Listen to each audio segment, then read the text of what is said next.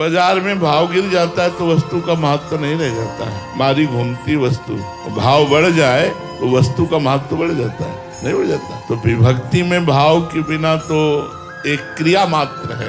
अगर भाव नहीं प्रकट हो रहा तो फिर अभिभक्ति ठीक से नहीं हो रही। घड़ा भरना चाहिए, यदि घड़ा भर नहीं रहा तो कोई छेद है, उस छेद को बंद करो।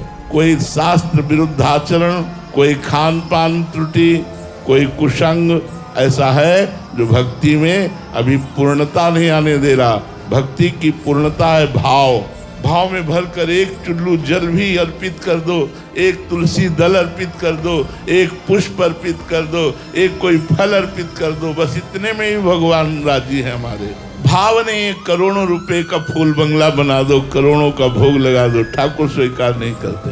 भक्ति में तो भाव ही प्रधान। भाव अवश्य भगवान भजी सदा राधा रमन। जब तक भाव नहीं तो फिर वस्तु का महत्व नहीं। वस्तु का महत्व तो भाव से होता है। जितना भाव बढ़ा उतने ही वस्तु महत्वशाली बन गई। भाव बढ़ाओ, भगवत प्रेमी महात्माओं का संग करो, शास्त्रों का स्वाध्याय करो, नाम जप करो और देखो कोई छेद तो नहीं है, कोई दोष तो नहीं है ऐसा जिससे हमारे भक्ति का रस बह रहा हो। काम क्रोध आदि के द्वारा कोई ऐसा अपवित्र आचरण तो नहीं बन रहा जिससे हमारी भक्ति हानि को प्राप्त हो रही। अगर नहीं तो फिर भाव बन जाएगा। भाव में ही तो रोना आता है, भाव में ही तो सब कुछ होता है, भाव में ही तो आनंद आता है। भाव के वशीभूत भगवान हो जाते हैं। भाव के बिना तो ठीक बात है नहीं।